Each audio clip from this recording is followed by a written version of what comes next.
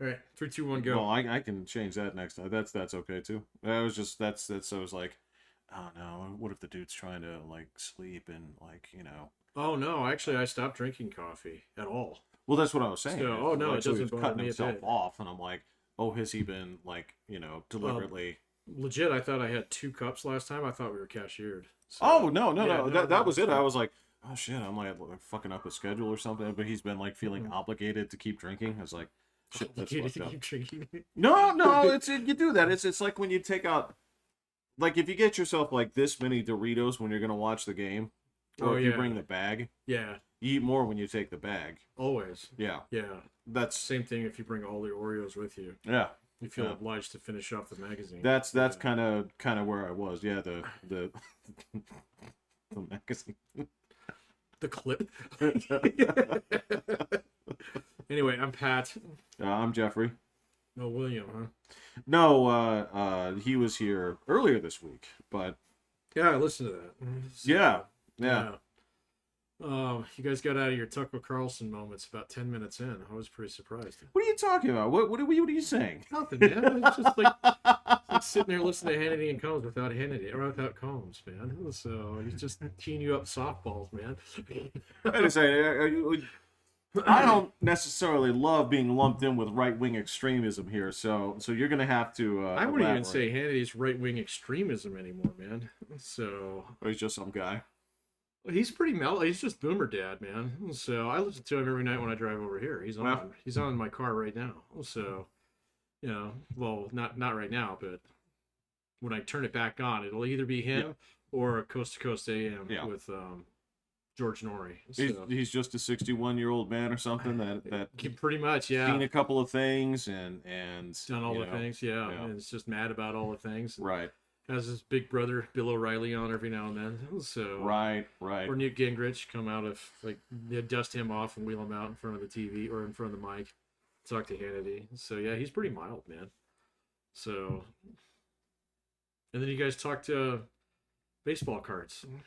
Well, actually, no, it's football cards. So We did, and my God, did I hear you right? That thing's only worth $26. that thing was only worth $26 in good shape. Will thought his was. He thought his was counterfeit, man. I gotta see this. Yeah, I gotta was see it too. fascinated by this because this is. I thought this was like part of his IRA or something, man. Well, no, and the funny thing was that was like one of those confessions that came from way deep, man. It was like the way he talked about it. This was the sort of thing where it's like, yo, man, you remember when mom got really mad at you for doing something you didn't do? I did that. Oh, okay. Right. He had that same kind of like guilt and shame when talking about like my Barry Sanders card might be counterfeit. But I will say this: Well, I thought for sure it's gonna be like $1,000 card or something. So even if it wasn't counterfeit, I mean, even so, if it was like straight up legit, it was $26 if it was legit. I think we saw one for that. Okay, so hold on. all right. This is again. I'm giving myself license to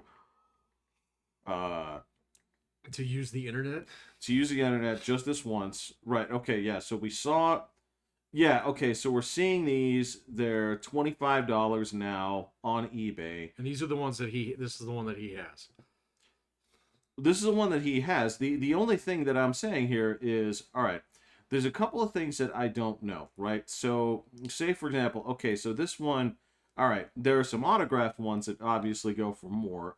All these, the ones that are worth a shit, right, they've all been CGC graded and stuff like that. How Right? much are they worth?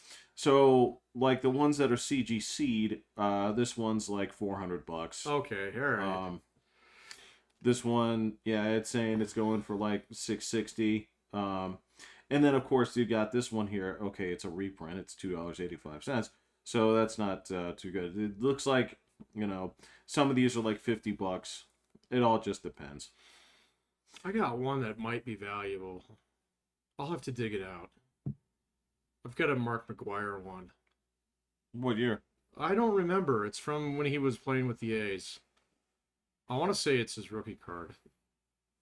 But it's like a special one. It's black. So, I don't know. That's tough, man. Because I don't know who the manufacturer was. I don't know. I don't know either, man. Yeah. It's somewhere in my mom's basement. So along with all my Desert Storm cards. You know what? To tell you the truth, I would honestly say you got a better chance of some of those being worthwhile because those are sort of an oddball collector's unit. I've got dupes of everything Yeah. too, man. Yeah. So no, that's definitely a weird thing. I was just buying those packs because my dad was actually over there at the time. You're hoping to get your dad rookie card. No, there were 500,000 other dudes over there, man. So, but I got like 2 or 3 George H.W. Bush rookie cards. Oh yeah. So yeah. so Norman Schwarzkopf All-Star card. All right. So yeah, exactly. Yeah, I know I got those in my mom's basement somewhere too. So there's some old shit down there. I've got like a box that's sitting in the back of her garage down there. That was stuff that I kept when I moved out of the house the first time. Because just had that small apartment. Yeah. And so, and then over the years, it got whittled down to that one box. So, and I know that shit's in there. So, Well, there's a chance. Again, I haven't looked it up. I don't know. This is the other component that people always forget is just because something's old doesn't mean it's valuable. Oh, I'd love to think that that's the case. yeah, no, that's not true. But I'd really like to think that there's some dude out there trying to complete a set. I do know with like a lot of the, so there was a run on stuff from the 80s right there for a while, right? And the stuff that really went for a ton was basically if you had it on the card or if you had it in the box.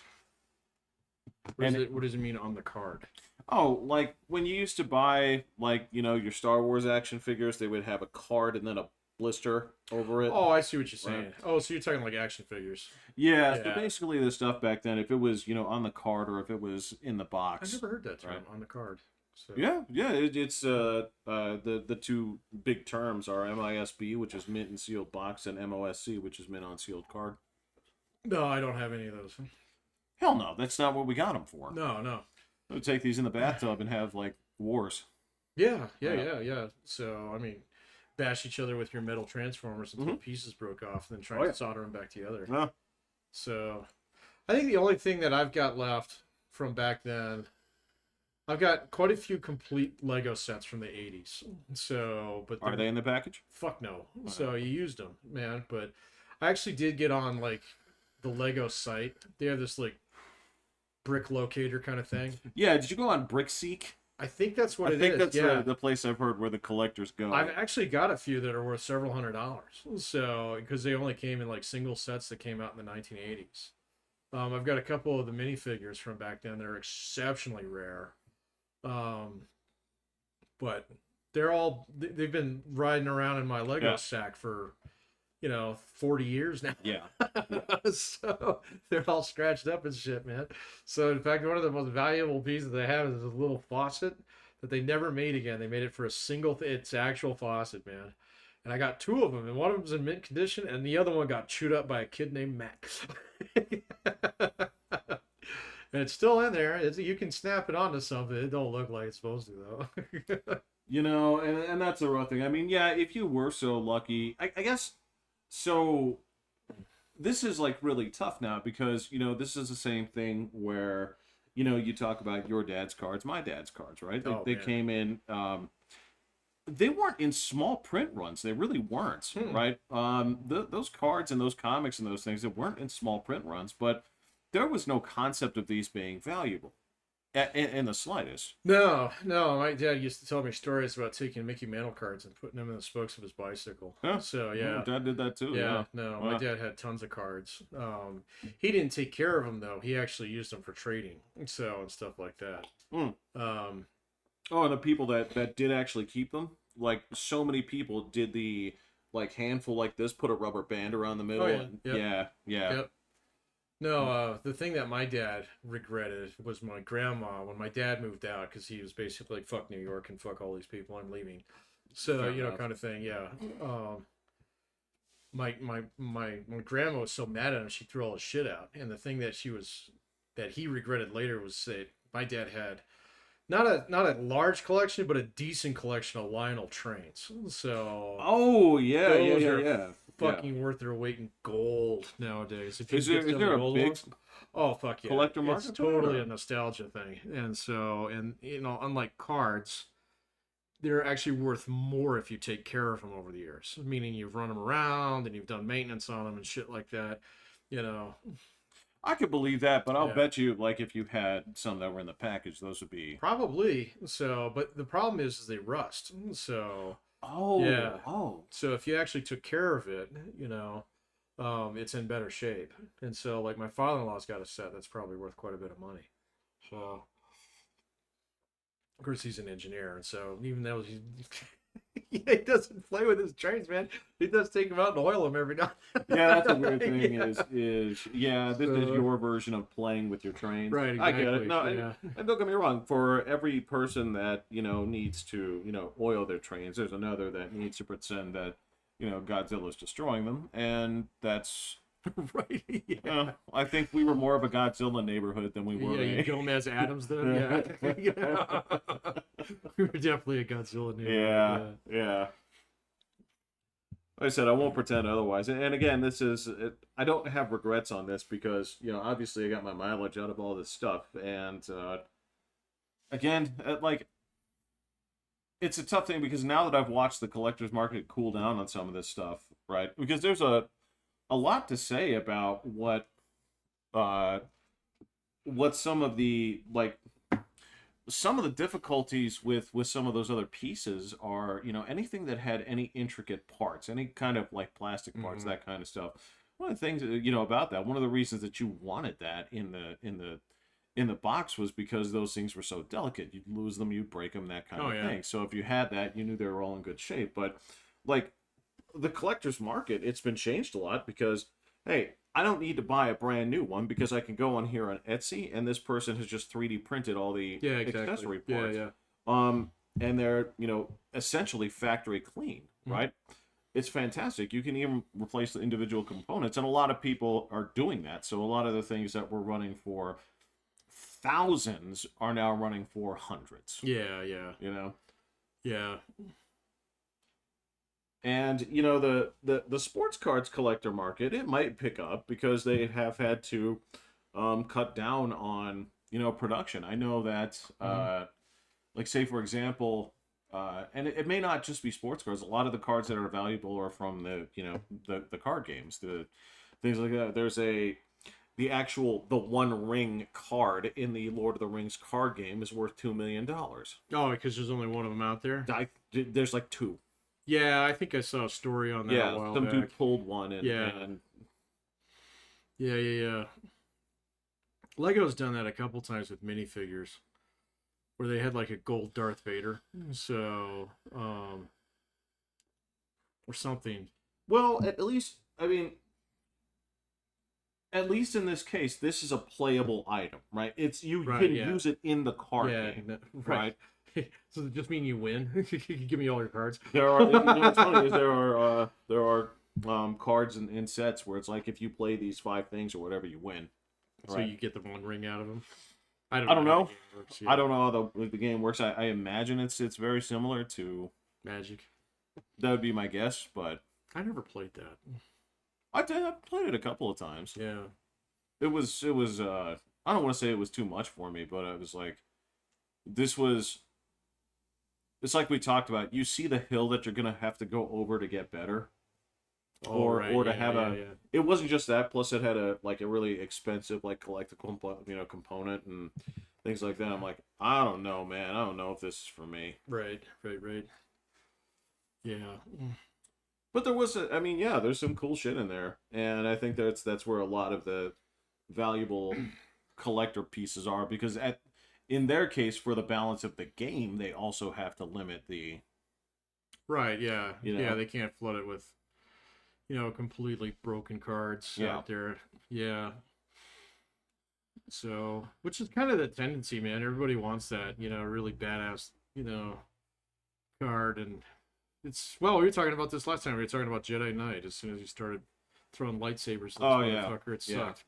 I did see that some dude out there on Steam is actually cutting the original Dark Forces again.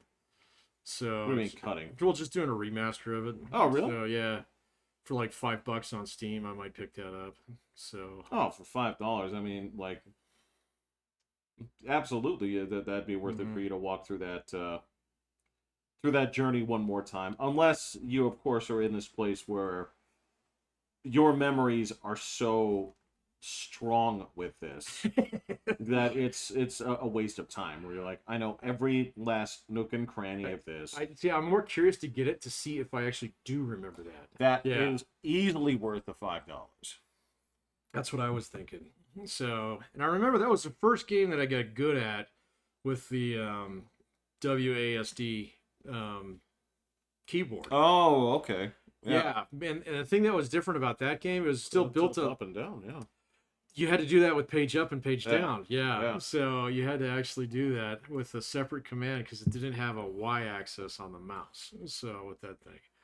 So you use the mouse, the X-axis was fine, but there was no Y-axis. You had to do it with page up, page down. I would presume, and I would hope that's one of the things that he programs in. I think there's been other releases over the last, There you go. 20 fucking years, Yeah. 25 years that have addressed that issue. I just haven't never played one. So, dude, it's crazy. Like I fell into the rabbit hole of looking at what the Doom community has been still modding to this day. Did you check out My House? Yeah, I did. I saw that. I saw a couple other ones. I saw a couple other ones that were designed to be offensive. There was one. Oh, okay. What was it called? I got a good laugh out of it because I was like, well, I know what you're doing, so obviously I can't be this offended, right? But yeah, they just went for it, and it made me laugh. I'm like, this is so on the nose, but it's killing me. Yeah, I can't remember what it was called. Moon Man. Yes. Oh, okay. Yeah. They said it's hard to track down. But yeah, I was like, you guys are still into this, and this. Yeah, I mean, you can download it for free. What's the site? I think there's a couple, but I don't remember. The one with My House, because I did download that. It is so infuriating. So, I did not beat it. It's fine. Yeah, I gave up. I just saw it. I just looked at it. I gave up at a certain point, and then I had to go watch a playthrough of it, and I was like, I wasn't even close to being done with that. Right. So, yeah, but it was so yeah. The first time I ran through it, I didn't realize that I hadn't beat the game. Oh, so okay. I went through and I got to the exit screen. I was like, oh, that was kind of fun. So and then all right, let me go try it again here, and everything was fucking different because I did something different. So, and I was like, what the fuck is it? Oh man, did I break it? So I started again, and I did something even different this time. And oh, that's fantastic. Oh man, but I mean, once you stare into the abyss, you realize it's staring back at you. And then I watched the playthrough, and there were parts that there was no fucking way I was ever gonna get all the way through that. So it's like the it was like, how would you know this is here? So I kind of think it's like what is it that Cicada 2201 group or whatever, the guys that have posted the most difficult puzzles of the internet age and nobody's ever solved them. Oh really? Yeah, you can look into that sometime here. Yeah, this was one of the worst things I ever saw on Twitter. This got posted today. This guy who's like, quote unquote, modding is wrong. Make your own game and don't something other people's work. If you think you can do better, do it with your own 100% original work. Now, the thing was, this was the thing I laughed at. This is what this was the comment that I had that got traction was I was like, because developers still insist on making over encumbrance a thing, I will always thank modders for doing what they're doing. Yeah, sure. Because I don't like interrupting my game because I stopped moving because I accidentally picked up a whole bunch of forks and bones and shit. Right? Man, some developers get stubborn about their shit too. And it's just like, no, this is not the best way to do this. Okay. So, and I mean, you'll find those little mods out there that just throw in a little quality of life thing. Tiny little thing. Oh, it makes it so much better. Yeah. So How much of your is your Skylines completely vanilla? it is now. I actually cleaned it. I actually cleaned out my entire Steam account the other day. With the exception of like 2 games, which are both modded, but I wiped out Skylines and put it back on there. Oh. Yeah, I wanted to give it one last shot because actually I thought it was September, but then they said now it's like October 20th or something like that. Okay. When Skylines 2 is going to drop. Yeah, the announcements, the ads I see do not have a release date, so I didn't know. They announced something just the other day. So, yeah, just like maybe like even yesterday Oh, or the day okay. before. Yeah. So it's very very recent. So yeah, one of the guys that I watch on YouTube was jumping the gun there a little bit when he said late September. So, but there's a couple guys that I watch that are getting early access to it next week. Oh, okay. Yeah, and so so they obviously weren't going to let people play the open beta until they had a release date kind of like ready. So there you go. All right. Well, I mean, I'll cop to this. I mean, I didn't wipe out my Steam account or anything the other day, so I'm fine. I know that I'll always play with the all tiles. Oh, unlocked. Yeah. Yeah, and it's not because I want to play with all the tiles. It's just I want to be able to purchase the ones. If there's one where I'm like, well, I need to work on a water thing, but because of this thing, like I can't purchase this. Yeah, I'd have to get all these first. Yeah. Okay, yeah, well that's dumb. So yeah, obviously I'm gonna play with that. There are a couple of like road things. Although some of those they just incorporated in the game eventually. Eventually, yeah. The only one that I had on there was like a couple assets and then move it. So you kind of need movement. Yeah. Once you do that one, you kind of don't want to go back to the old way. No, you're right. Yeah, is that the one that also lets you fill in foliage? I think that's a different one. Okay, I can't. Movement's the one where you can grab a node and move it in any direction. So okay, yeah. Because I know there's a lot that you can actually do with that. There is a lot. Actually, you can't copy and paste shit with that, if I'm not mistaken. Okay. So yeah. Yeah. Okay. So there was that, and there's one where you can basically like paint in foliage instead of dropping each individual tree. Right. And then there's one that is it's called like the not shitty water tool or whatever, and that's the one that is incredibly helpful. I had one of those where it smoothed out the water so it didn't look like the fucking raging torrent. When you zoomed in on it. So there is that. Well, it's so there's a weird thing about that water. Like I am just halfway captivated by it. Like sometimes like this looks great, and then peanut butter, man. And then the other times I'm like, what is this? What is this? It's like goo. Yeah. Yeah. So I had that mod on there, but eventually, see, this is the problem with any mod.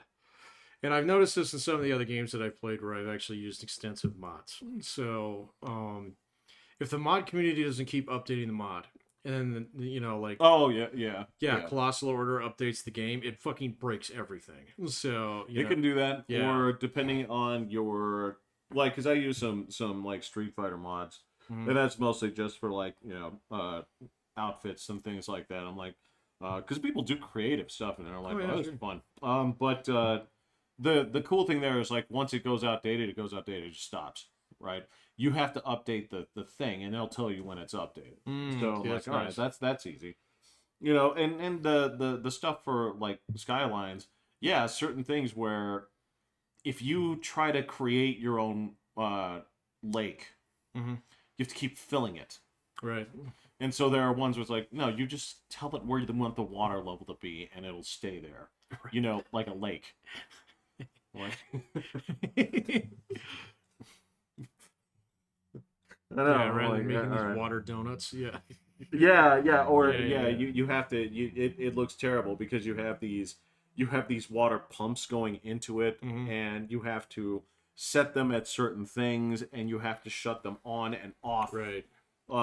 Otherwise, you flood downtown or suck the lake dry. Yeah. I know.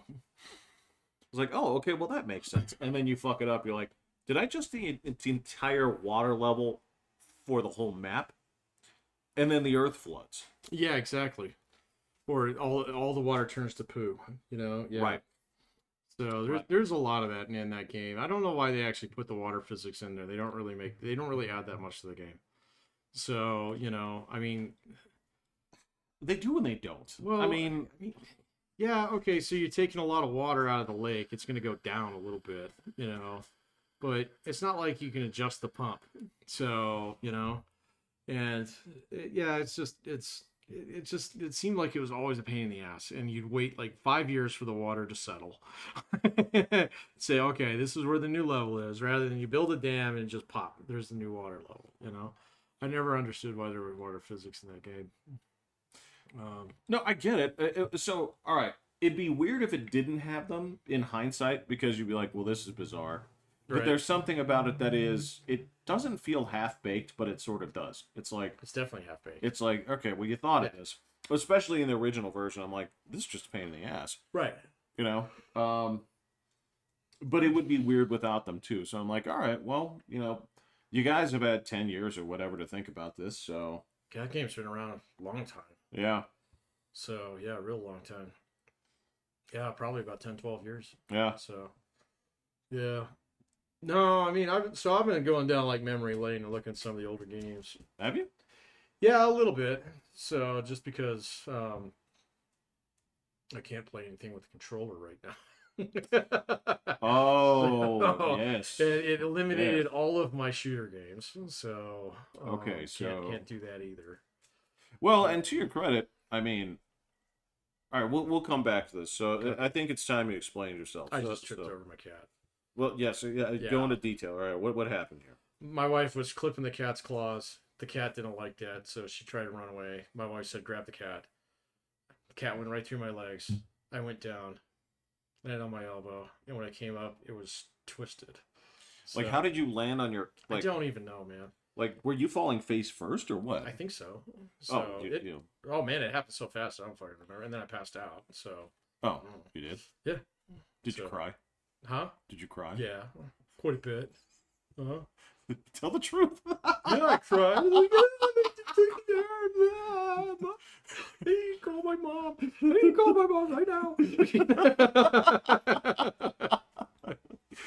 Well, so ultimately here, so what's the deal? You said it's chipped and you fucked up a muscle? The chip isn't really a problem. So I got that x-rayed the night. So we went to the ER. Fire department came to my house. So, because she was like, all right, well, the passing out part was kind of freaky. So, Yeah. yeah. So, Did you hit your head? yeah, I did. Yeah, I did. Okay. So, so yeah, and my doctor told me a long time ago, if that ever happens again, you need to get an ambulance out there. I was like, okay. So they came out and they splinted me all up. And they asked my wife, "Just like, are you okay to drive?" And she's like, "Yeah." And he's like, "Okay." So off you go. So, they were really nice. We were just talking about interacting with firefighters the other day. They were really nice. So, Were we? yeah, we were talking about city services or something like that. Yeah, we did. Yeah, we were talking about the DMV. So, yeah. And I was like, yeah, it's not as bad as people say it is. Right. And I said I never had any interactions with firefighters, but you had when they came over and dude bulldozed your fence, right? Yeah. So this is my first interaction with firefighters. They were fine. So, they were only there like 5 minutes. So, so I drive up there. This is like 10:30 at night. Uh-huh. So, yeah. And we were there till like 3 o'clock in the morning. So, Yeah. yeah. ERs aren't very fast places if you're not bleeding to death. So, No, not really. no, not really. But anyway, I got an x-ray up there. So I've got a bone chip. So that came off my elbow. Nobody can tell whether that's happened the other night or if it's from an old injury though. So, and I don't remember ever getting an injury on my elbow, but who the fuck knows, man? So, Hey, dude, I've got a chip in my shin, so I've got a kneecap that's split. So yeah, it's fine. So yeah. And so that's not any of the issue, but there's definitely a muscle or a tendon that's fucked. What's the that's the what which one is it and how did it happen? I don't know. So I have to go back and get an MRI. So Like, does it hurt in a certain place? if I rotate my arm, it hurts like a motherfucker. Okay, so don't. well, no, I'm not going to do it to Okay. you, but all right. So if I'm sitting the way you are, If I do this with this hand, so if you supinate, yeah, oh yeah, it fucking hurt. So, okay, pronate, big deal. No, You go it's the fine. other way. Well, Okay. I mean, it's all casted up, so Oh, okay, I can't really yeah. do anything. So, but yeah. Okay, but definitely if you go like this. Oh yeah, it hurts. Yeah. So Okay. yeah, when I take this thing off the shower, I gotta hold my hand up, so Oh, I can't okay. move it. So yeah, and then like down here underneath the elbow, it looks like someone took a bite out of it. It is so twisted. So yeah, Really? yeah, I got a picture. I'll show it to you later. It's gnarly. It looks disgusting when you take So it what off. do they need man. to do? I don't know, man. We're gonna find out tomorrow. Okay, all right, all right. But yeah, it does not look normal. So like it's right here and right here. It looks like someone well, it's not TV, so I can't, Right. Yeah, but it's not normal. So Jesus. yeah. Well, did your guys say like, "Hey, you're probably going to be fine," or were they like, What, the ER? "Yeah, Well, they said nothing's busted, so here we're gonna splint you up real good. You need to go see your primary care physician tomorrow, and I did. yeah"? And so she got me over to See, that's what I'm saying. Yeah, you talked to your primary care person. Did they say you're going to be okay? she didn't even take it off. So yeah, she was like, "Nope, we gotta send you to." She read all the notes that the ER had put in there, and she's like, "I don't know why they sent you to me. You should have gone straight to Imaging or whatever. well, it's bone and muscle and tendon doctors. Oh, It's orthopedics. You need to go see an orthopedic specialist." I was like, "Okay." And so that was Thursday. When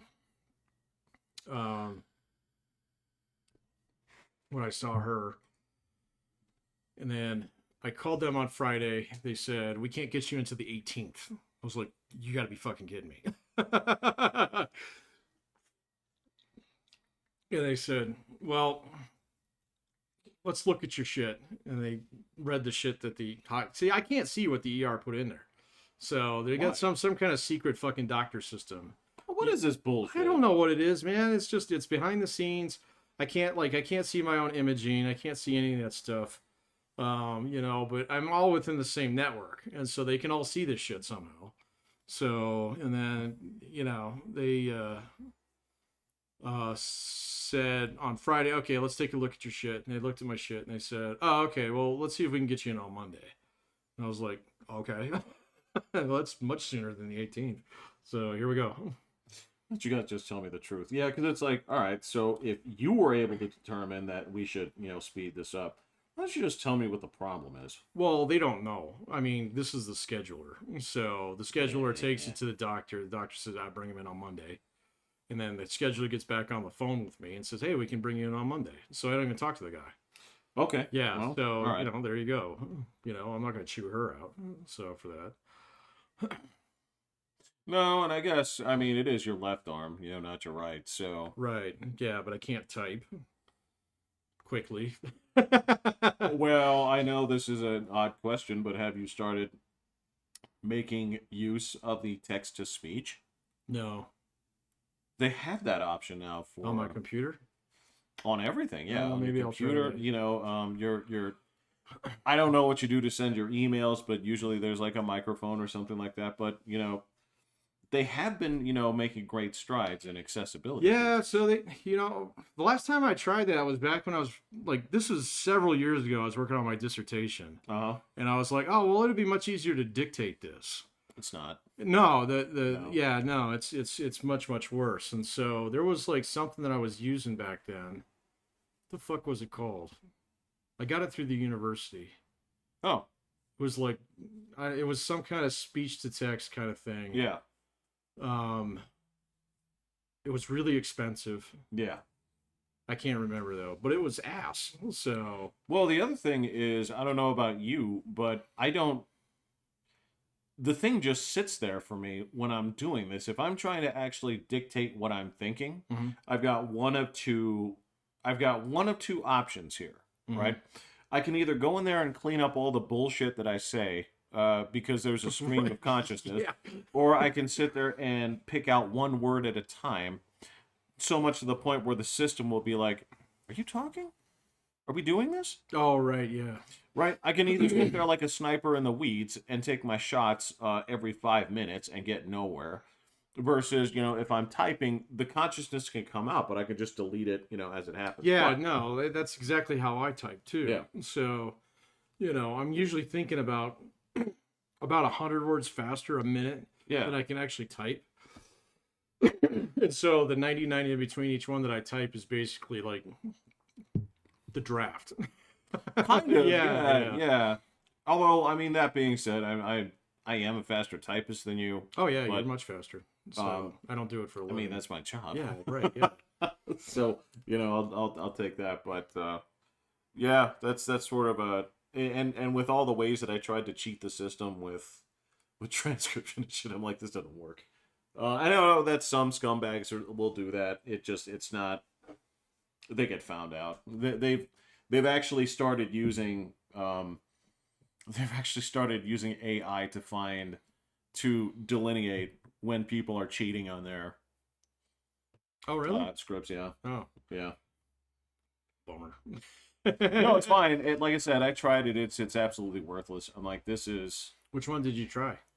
Oh, I just use like Google Voice. Oh, and, okay. And Word. And man, Word is letting me down, buddy.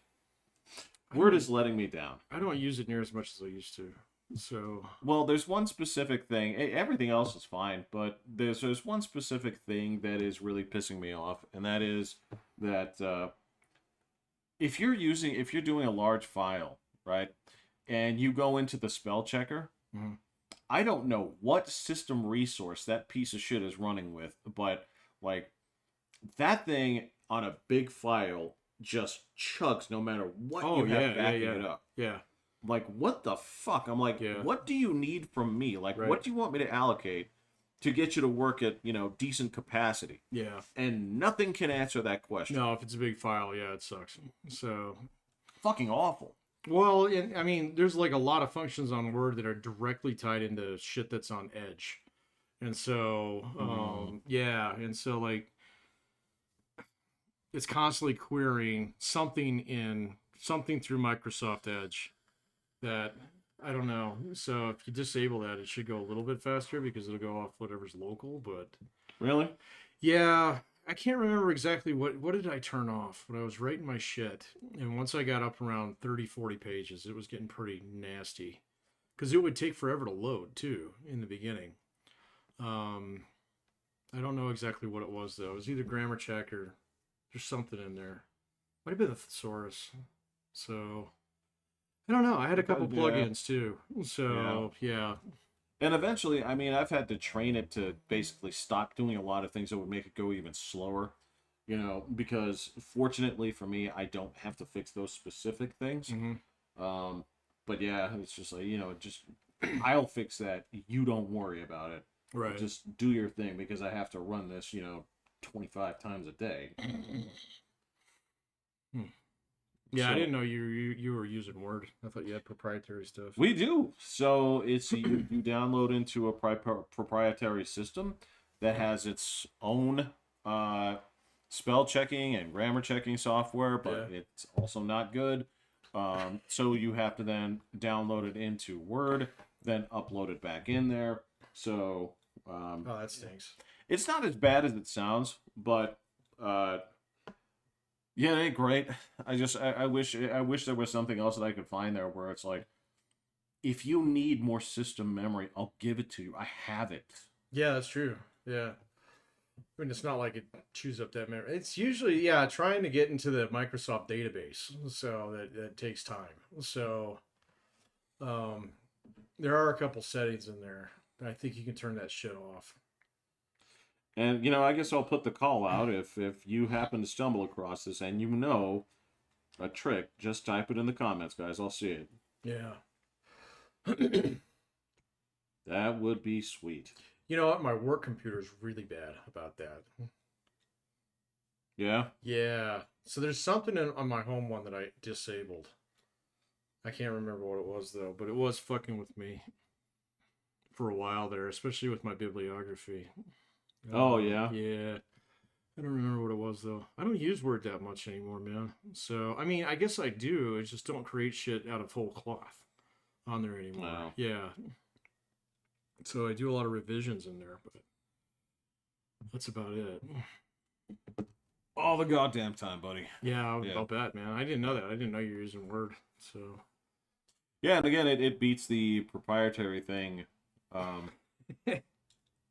because the other thing that it has is because ultimately what's useful is like the pronoun checker, right?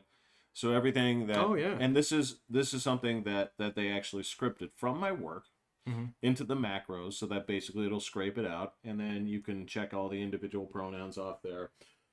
It's just looking for the antecedent. No, proper noun checker. I'm sorry. Oh, proper not, noun. not Oh, okay. pronoun. I'm sorry. The proper noun checker, where it's just going to basically scrape everything out and then basically take all the words that could be a version of this, and help you reconcile these things. So if because we refuse to spell names normally, like if you're working on like a 4-hour file, right, and somebody's named Kimberly, right, and then Spelled with a Q. Yeah. and then 2 hours into the file, Kimberly comes up again, but there's not a reference on a spelling, so somebody spells it a different way. Yeah. So you don't know what you don't know. So it helps you reconcile that kind of stuff. So I'm like, all right, well, this is kind of cool. And then the whole thing gets destroyed when there is an accent mark. Oh, shit.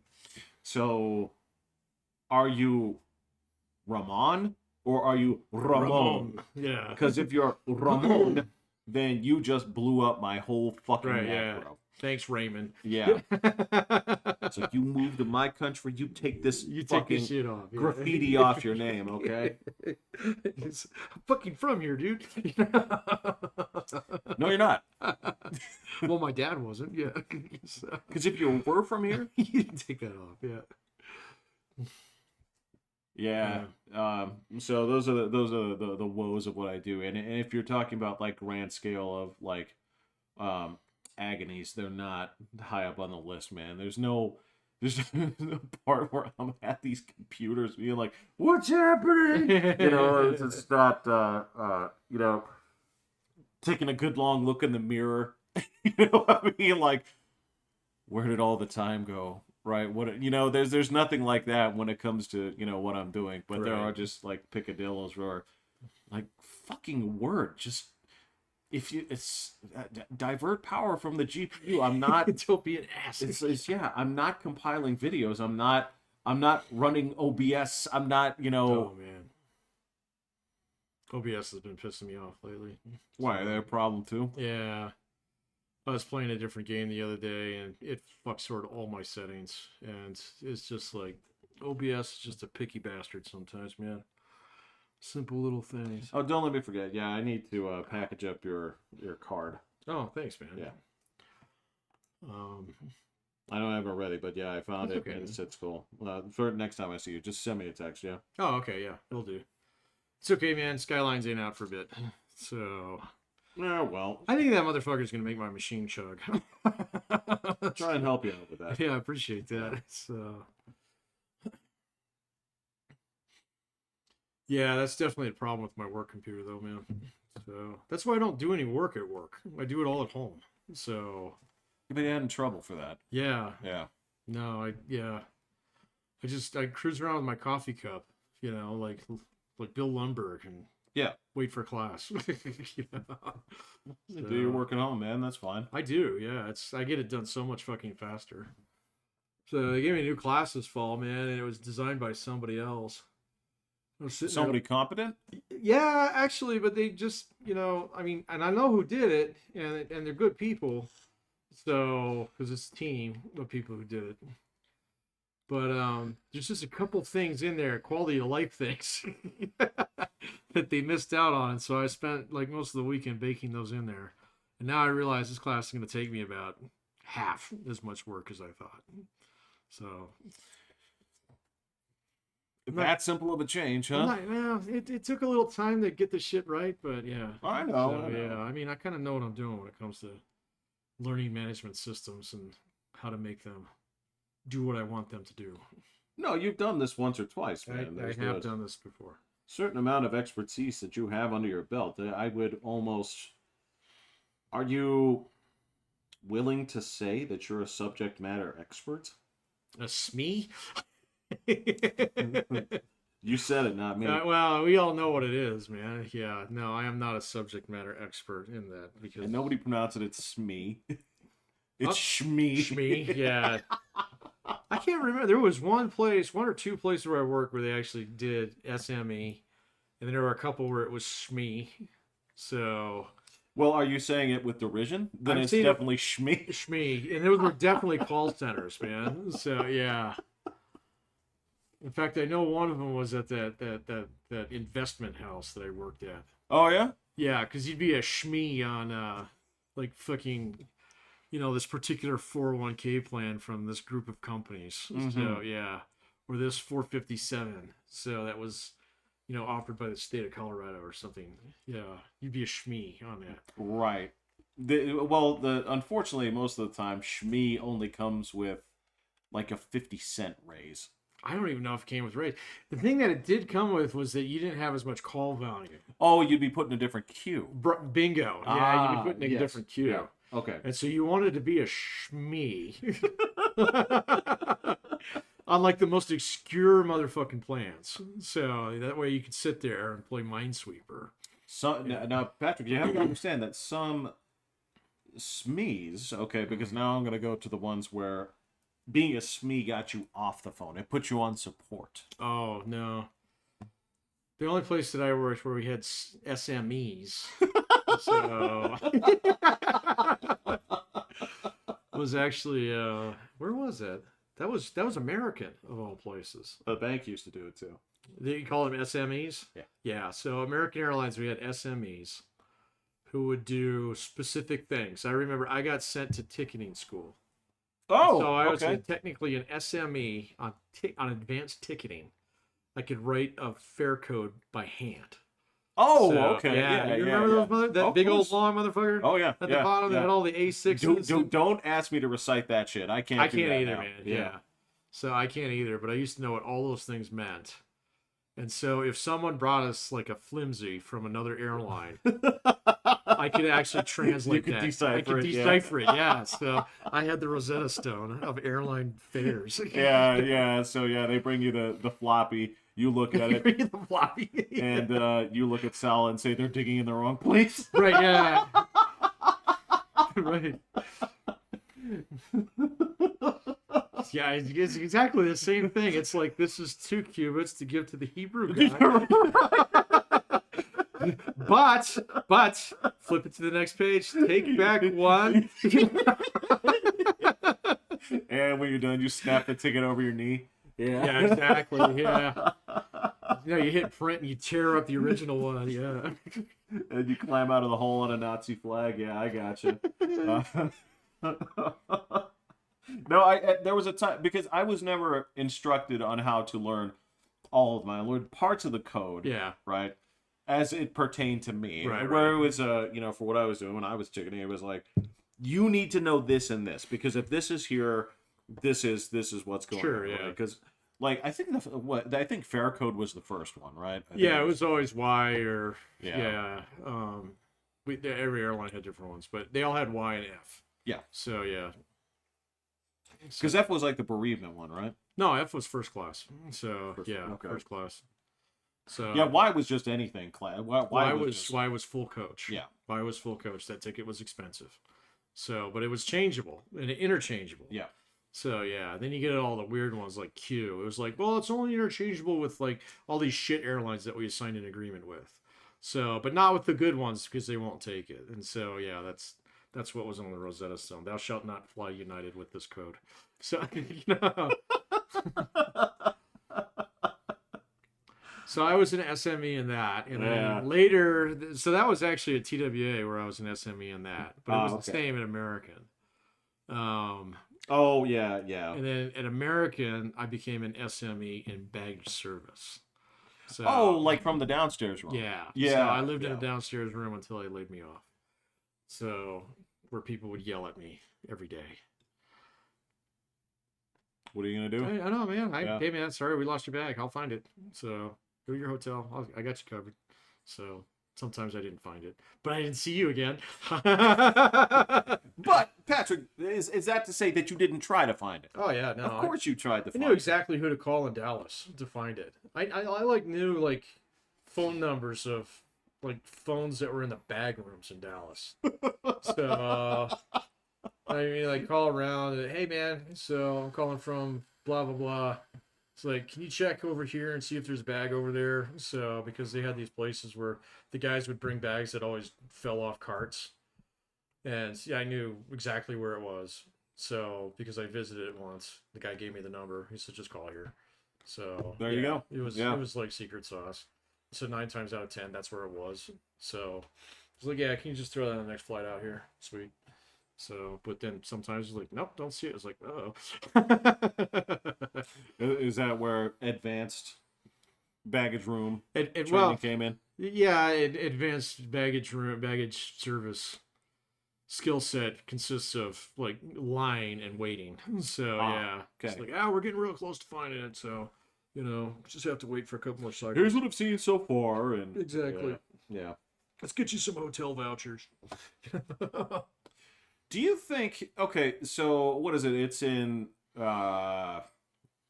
You must have known that luggage graveyard in what, Alabama? Yeah, it's in Atlanta. Yeah, Okay. where they auction off people's luggage. Do you think? Well, and there's some place where you just go in there and buy it. Yeah, that's true. Yeah.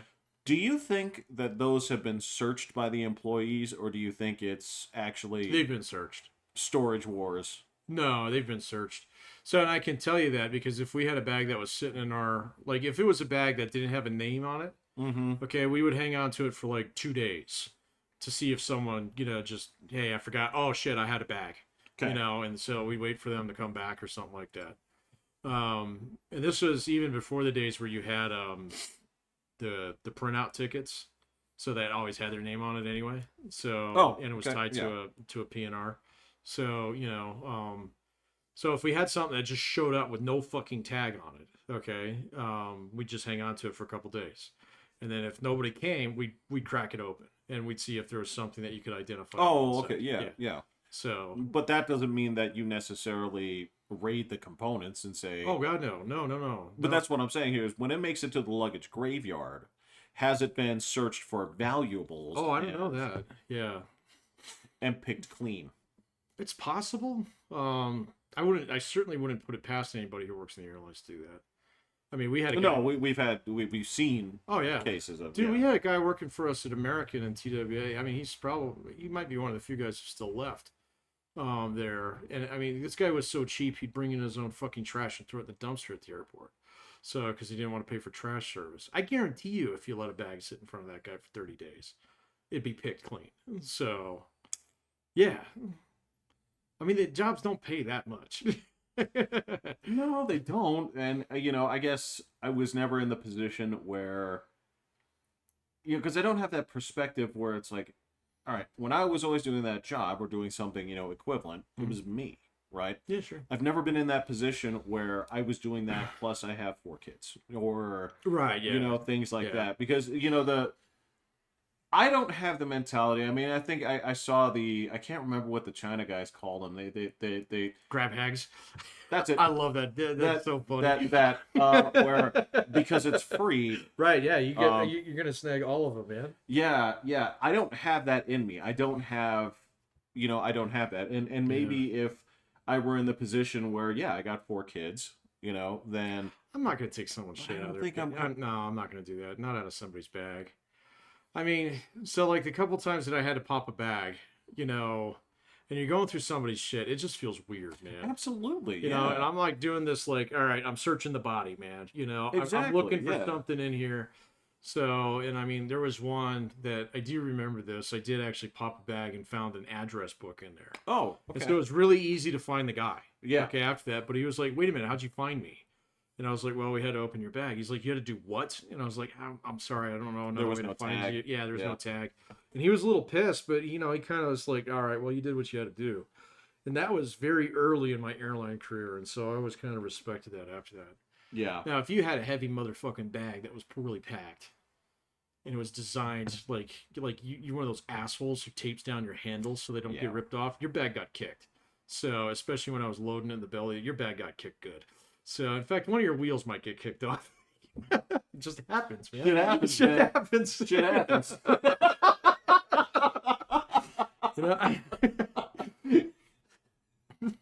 Content settled, bro. That's just how it goes. The thing that used to piss me off the most, and you might remember this, was those guys who would have those golf clubs.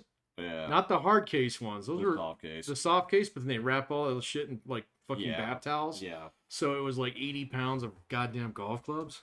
So I remember those. Those were things that frequently slid off the end of the belt loader where everybody could see it.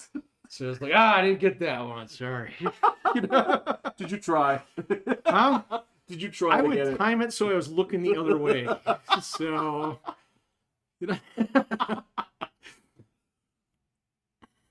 I'm sorry, I get it. And I understand that there's a balance that you're reaching between the passenger and the business. And there's a part of it where, you just think about the logistics and you're like, what a pain in the ass. I don't know. What a pain in the ass. I know that you and your pop could, were cargo experts through and through. And you guys could, it's like fucking blocks in the pyramid where you can't get a piece of paper. You can stick your finger in it Yeah. sometimes. Yeah. I know you guys could do that. Because I know that... that for me and my brain with things like this, it's just, well, stuff it all in there. Okay. Once it gets in there, if it's kind of like too full, then like try to like push it. Yeah. And if it's like sticking out, then like, put some tape over like the end and well, I had tarp, you just tie it down real good. Well, yeah, there you go. Yeah. If it doesn't close, just tape the door shut. That'll work. Yeah. Because I'm not fit for that kind of thing. No. It's just like, how perfectionist are you? After a while... Well, they need guys like you. Well, not really, man. I used to work with guys who give a fuck, and the thing that I didn't like about that was, in working with guys like this, they always made more work for themselves. So if you take if you just take a little bit of care, you actually make your job a lot easier. There's that. Yeah. I understand. I understand. So, but that doesn't mean that I didn't single out certain pieces of luggage from time to time for neglect. Again, I'm not trying to make it sound like we're vengeful people, but there is a certain aspect of like, guys, come on. Oh yeah, there was like three things. It was those golf clubs like that. It was fucking cardboard boxes, so that were so stuffed, ketchup and blue jeans, so stuffed that you couldn't get your arms around them, kind of thing. So you needed a cart, or you needed a buddy, or you needed a new back after you did that. It was just like, come on, man, be a little courteous. If you can barely fucking lift it, that means I can barely fucking lift it, kind of thing. What's amazing too is you and I both know that if you'd taken that same box, right, and said, all right, well, I have to ship this overseas, right? What are they going to charge you? A lot. So you're giving them the discount of their life. I know. Right? Yeah. And it's just, it isn't, there's just no appreciate. Again, it's like what do they call them again? The grab hags. Okay, yeah, it's that same thing. It was like, well, this is the rule, so it's like, you're like, brother, this clearly isn't luggage. I get it. Oh yeah. Right.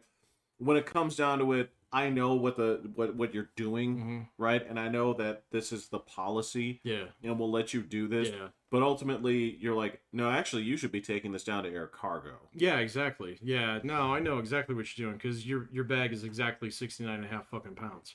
So yeah. I know what you're doing. You know what you're doing. So, and you're like, oh, well, that's what you offered, so that's what you get. I was like, yeah, that's true, and I'll do my job. But, if this thing rolls off the end of the fucking belt loader and smashes some of your ketchup on your blue jeans, yeah, shit happens. Buddy. Yeah, so you should have paid extra for the fragile sticker. I know. Yeah, And I'm not. again, I'm not trying to pick on people because I mean those are the rules and that's what they're letting you get away with. Because ultimately, when it comes down to it, right?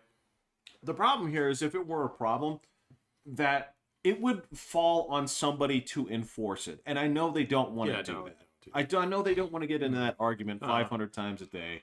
You know, and say like, well, that's clearly not luggage. It's like, who are you to define what luggage is? No, Webster's dictionary defines luggage. Oh yeah, the last thing you want to do is get in arguments with customers at the ticket counter. It sucks so bad. So I don't miss that job sometimes, man. There's well, that's the thing, Patrick. You miss components of it. You don't miss components. There's a lot of components. That's sort of what I've been, reminiscing about, days gone by. It's like I miss this. I don't miss this. I don't miss that. What's the percentage? Oh, about 90-10. Yeah, I might be about an 80-20 depending on the job. So there's some jobs where it's 100 and 0. So yeah. You're stretching. You're looking for a positive. It's like, no, man. Even their coffee sucked. Coffee sucked. Coworkers were assholes. I hated the coworkers. The boss was a jerk. Yeah. So yeah, I've had a couple jobs like that. Yeah, that's that weird perspective. That's that shit where I know that we kind of got into it a little bit ago with Mr. McDonald's guy, and they're like, well, you work 16 hours and see how it's like, you don't have to. No, you don't have to. It's like, but if you're going to be there, you got to do it. Yeah, don't be a dick. So, yeah. So, or you say like, no, I can't do this. Yeah. Okay, I'll get something else. Yeah. Like, well, they'll fire you. This is, well, okay. Then they fire you. Then they fire me, man. Yeah. No, and I mean, some of it's being a courteous customer, too, Of man. course. Yeah. When have I ever been anything less than a complete... I've never seen you do it. Yeah. I've never seen you do it. But yeah, like, you don't show up at the drive-thru 1 minute before it closes and say that, I want fresh fries and fucking brand new chicken nuggets, kind of thing. So just because you can. That's kind of a dick move, And so, likewise, if they say like, hey, we're about to close, do you mind? It's like, not at all. Not at all, man. I'll pull problem. right on through. So Yeah. I've done that a couple times where I was getting really close. Hey, man, we're getting close to closing. I was like, hey, you got anything on the rack that I can just take?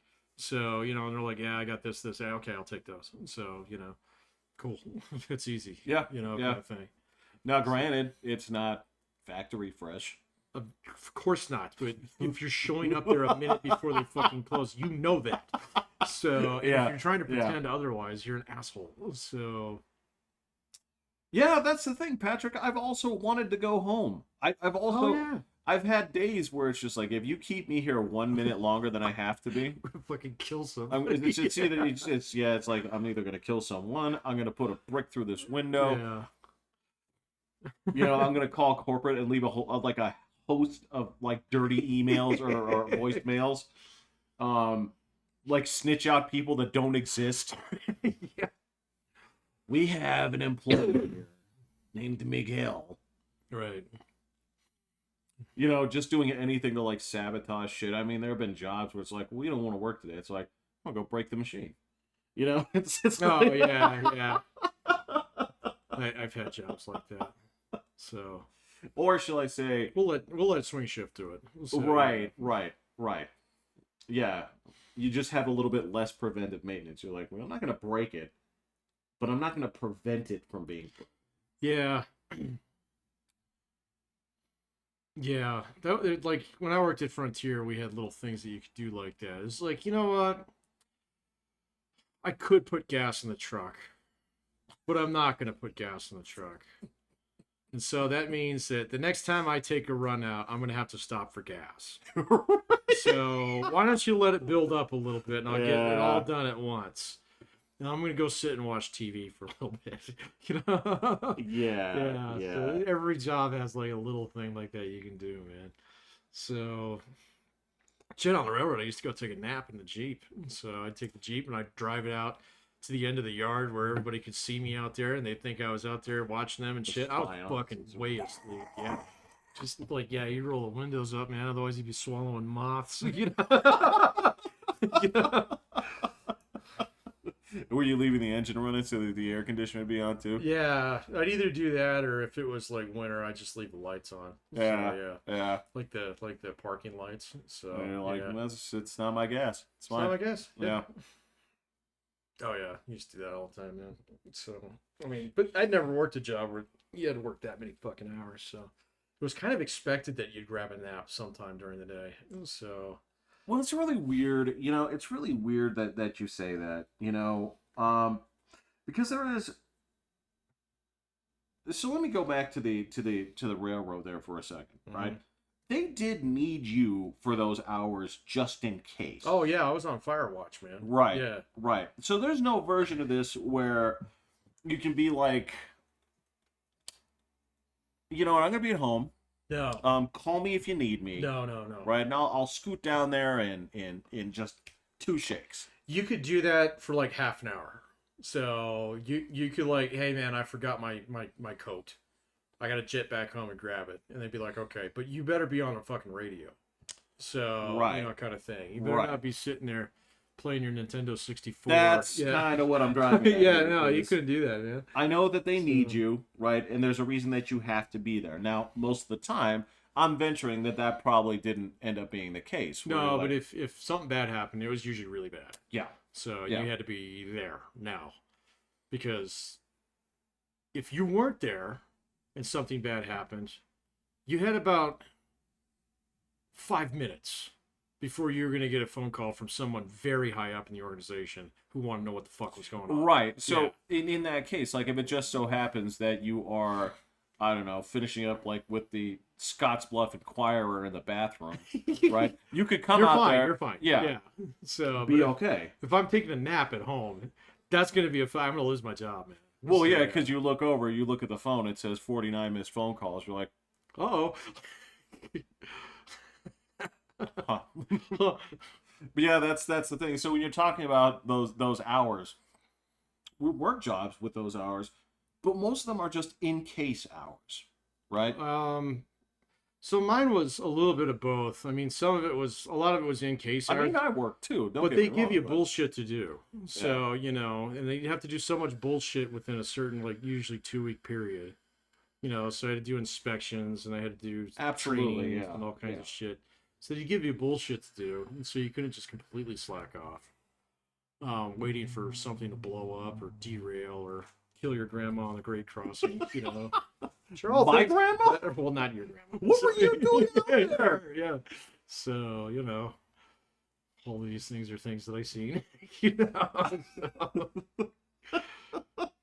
No, man. Well, okay. So there's that, but I mean, it's that other component of yeah, it's never all that bad. But I mean, like when it's bad, it's bad. It's real bad. It's like I'm on like hour 12. Oh man, but this is not letting up. This is 36 hour close to that stupid EM tool broke. I mean, I'm just still running laps. It's like you're on the computer. I'm running around the site. I've been doing this for like 20 hours or whatever. It's like, all right, this sucks. But it happened once. Yeah, exactly. Yeah. That's yeah. So yeah, you do take naps and you do like what have you been doing? It's like I'm playing Parcheesi on my phone. Right, yeah. Playing Skylines. Yeah. Yeah. What's it to you? What's it to you? Yeah. Got my reports in, asshole. Yeah. No, yeah, and that was the thing. My reports were always in. Everything was always taken. Because that's what my brother taught me. It's just do everything up front. Mm-hmm. Then when something fucks off. Yeah. Right? You don't have to deal with that and then the shit you didn't do. Right, yeah. No, I've always been the same way on the job. Just these simple little things that my brother taught me about changing my life is just always work really hard right up the front. Really hard. Yeah. Yeah. An absolute genius. I learned that one a lot. That was an airline thing, man, because so both places that I worked, everybody had chores that you had to do. Right. And they were like special duties that were just assigned to you. And my dad kind of taught me the same thing. He was like, all right, get your shit done when you have the first minute of downtime that you get. So, and that way, when 11 o'clock rolls around and everything's running fine, you can go play bones with the guys over there. That was it. That's exactly how Will sold it. It's like, well, no, this gives you more time to fuck around later. Exactly. Yeah. And he says, the same thing. It's like, all right, so 11 o'clock rolls around. We're still waiting on 2 flights to come in. You don't have to worry about your other shit. So you can just focus on the shit that you need to do. And that was good advice. So And the other thing was that it sort of gave you, I don't want to say a moral high horse, but it gave you sort of a perspective when you'd come in the next day and the other shift would be like, we didn't have time to get this done. It's fuck like, the fuck off. and you're like, you didn't? Yeah, it'll be waiting for you when you come back tomorrow. Yeah. Because things are looking real busy for me tonight, man. Yeah, to do no. my stuff and yours, I don't know if that's Oh possible. no, that we don't tolerate that. So the one place in the airline that I worked at a 24-hour shift, there were wars going on between the shifts. So and as soon as I got into management, I was like, this stops now. So How did you resolve the AM/PM war? well, so the graveyard guys, which I worked for a while, were the guys who always got shat on because they were, Of course. well, they weren't necessarily the junior guys, but they were the ones who were most competent. And so, and then like if bad shit happens, it usually does happen during the day. Yeah. So, but nighttime is when they do all the maintenance work, the overnight stuff, and that's a lot of work. Yeah. And so they were really good, and I got really good at, prepping kits for planes and stuff like that, getting things ready, pulling, binning, all the right parts and shit like that. And then, as soon as it came over, and so if day shift, which was full of lazy fuckers who would take any kind of like Any excuse. any excuse to like, so if they had like one little thing go wrong during the day, it was like, oh well, don't do this, don't do that, everybody's got to focus on this, blah blah blah, and they would milk it. So the histrionics, the histrionics, yes, the pearl clutching, the everything's a 10. Oh no, it was the like back patting. It was like, we did such a good job today. Yeah, we got that part out there just as fast as we fucking could. And you are not gonna saved believe. the day. You know that the first flights of the day are the most important because delays stack on delays. I know, you just milked the shit out of it, man. So yeah, when I got in charge, I was like, no. All right, so you guys have to do this. If you don't do this by the time that you leave, I'm not going to ask swing shift to do it because they're just as busy as you. They have their own work to do. If they have a chance to clean it up, they can clean it up. It's their last priority. And then graveyard shift, if they can't do it, then it's going to be waiting there for you tomorrow. And I told the other two shifts, make sure it waits for them tomorrow. Right. And yeah, they were like, what are those guys doing? I was like, oh man, they did all kinds of shit. I mean, take a look at turnover reports. Yeah. So yeah, they get to it. It's like, oh man, what are you guys doing this morning? It's like, well, we got to do this. It's like, he can do that. Why don't you clean up this shit? So from yesterday. Yeah, you can't call them out like on the spot. You can't be like, actually I have to send all you guys to the doctor. It's like I've got 20 cases of dislocated shoulders from you guys patting your own backs. Right. No, you don't do that when you're in management, man. No. You're just like, you know what? I think Bob can handle that. So Bob's a good guy. He knows what he's doing. Bob, you got that right. Well, I believe in you, man. I know you can do it. So, Larry, I need you to clean that shit up from yesterday. Once you get on that, once you're done with that, then you can go help out. And you can just see the drooping faces immediately. And then, so you do that after a week, it stops. So, it's like, I'm wise to you fuckers. And the same thing. It's like, so if you want coffee, you need to make that before your shift. So we don't show up at 7 o'clock and then start the coffee. So oh my god, man! And what's funny is that you and I absolutely don't fit that mold either because it's like, well, I guess I'm just doing without coffee because because I got here at 6:58:45. Yeah, no coffee for you. So I don't get coffee. You can have it at your first break or bring it in with you. Right, that's fine. Right. But yeah, no, because I've always had those guys who show up like 6:59 and 58 seconds. Yeah. Punch in, still have their jackets on, still have their lunch pails. Have to take it all off slowly, kind of poke around the newspapers on the table, go fire up the coffee machine.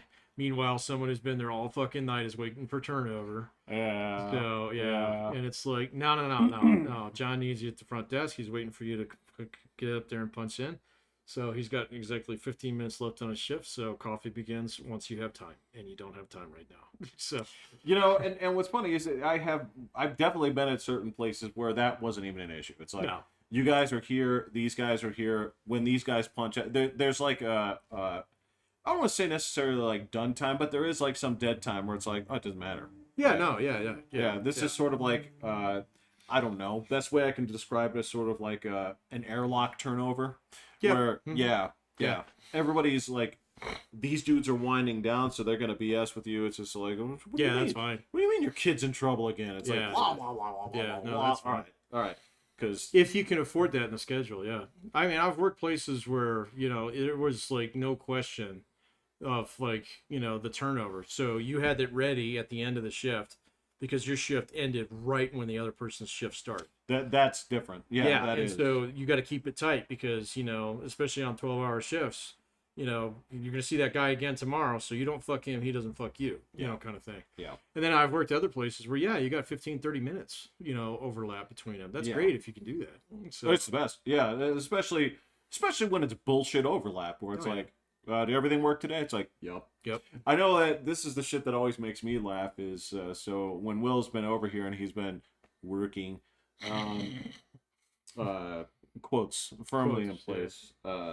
End quote. The Will gets in there and Will and I are still the same person when it comes to turnover, like from Baker, where it's like, shit working? It's like, yeah, that's it. Okay, great. Yeah. You're out of here, I'm in. Yeah, right?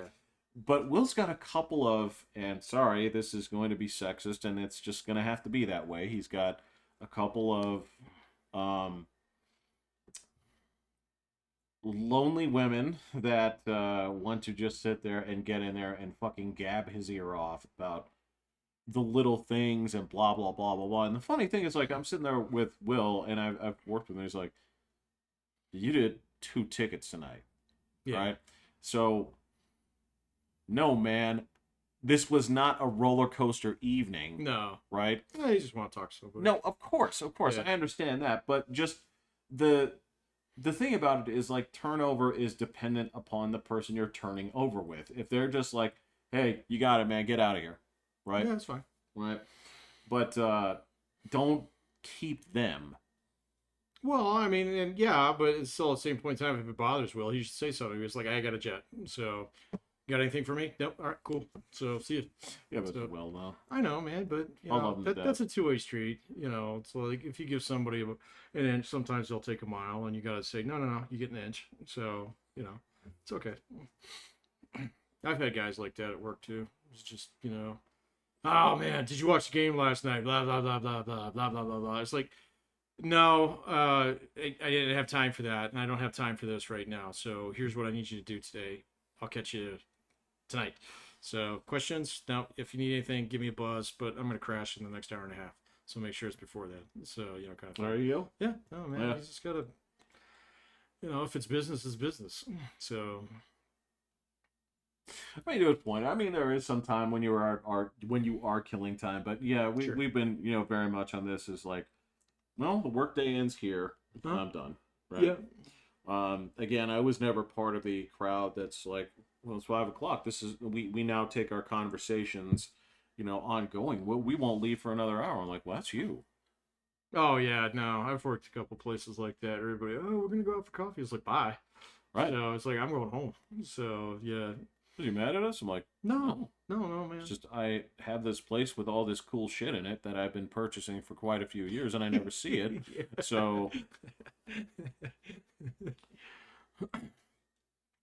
yeah, I'm not trying to be antisocial or anything like that. It's just like, I've got friends, better ones than you. I don't like. Well, see, that's antisocial, Jeff. Yeah. Well, you don't say you that. You guys aren't It's fucking like... good enough. Yeah, I know. So... Well, you don't want to get into the part where it's like,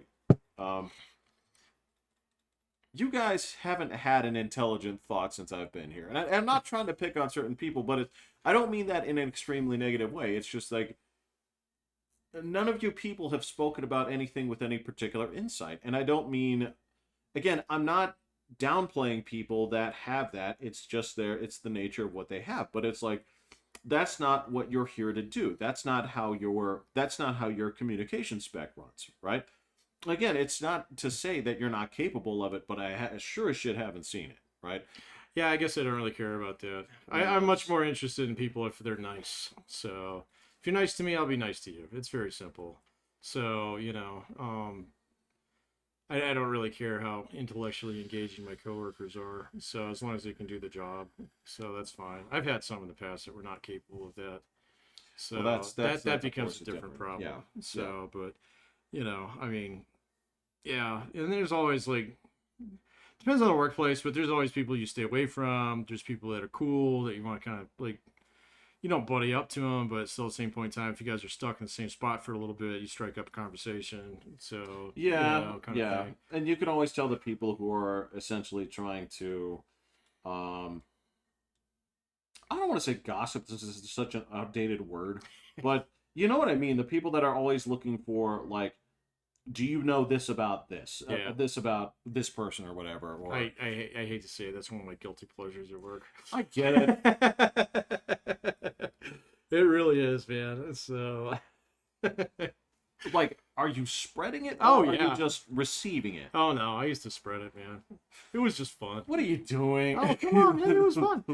This is kind of like a prank system too, man. Like, they kept trying to convince people that Southwest was coming to the airport. Wait, no, no. Okay, all right, all right. That's okay. What I was talking about more was like the seedy side.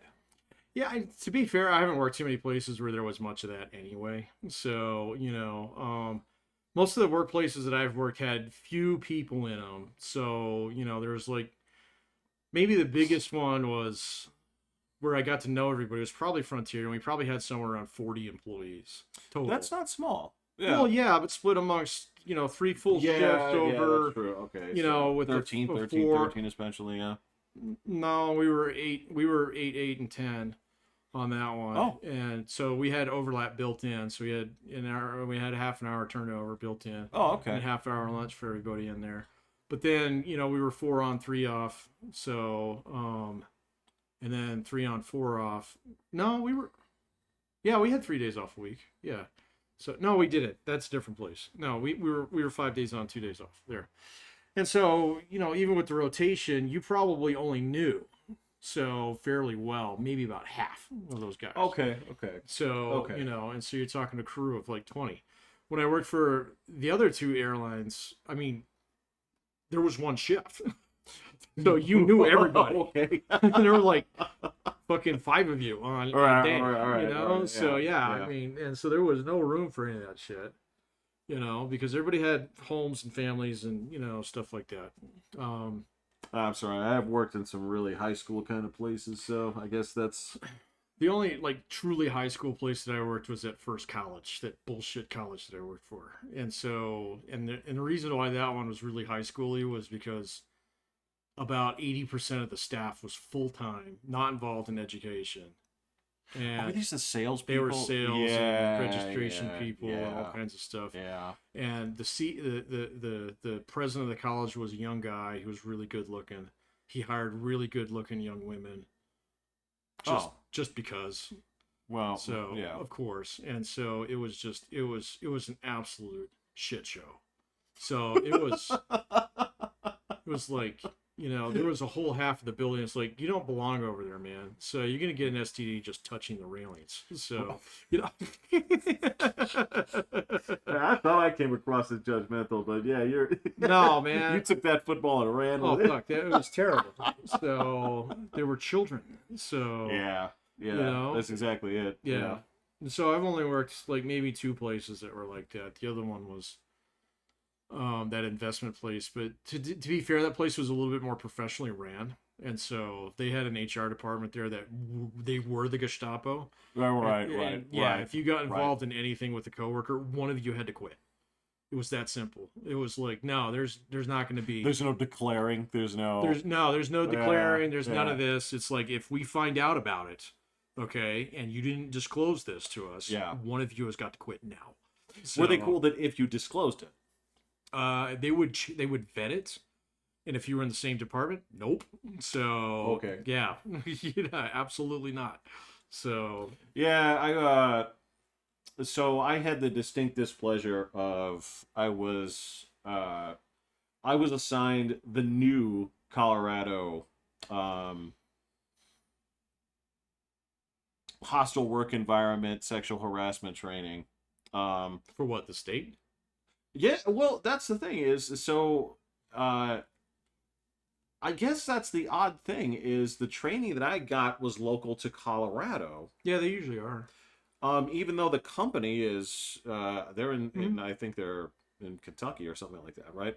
So they sent me the one that's for Yep. Colorado, and I'm like, fuck, how did you guys set this up? How is your online training? Can I just click the button, skip the thing? It's like, how many stops do you have in the way for basically the water drinking bird?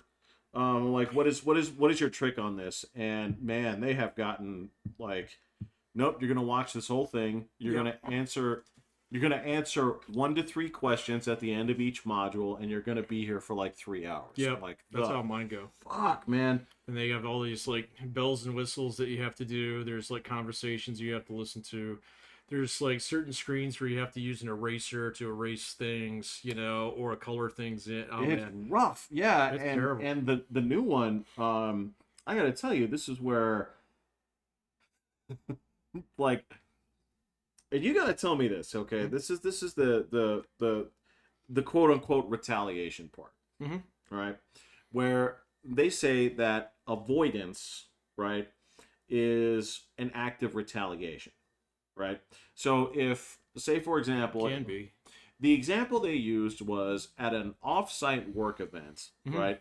A couple of dunderheads, a couple of fucking dingbats, Mm-hmm. male dingbats, were basically like making sort of like innuendo things and fake, just essentially like that's what she said kind of jokes and Yeah, yeah. fucking um um India 7-Eleven girl was like fucking pissed off about it, and she's like, I don't appreciate being talked to like that, right? And so she went to HR, and evidently those guys were disciplined, right?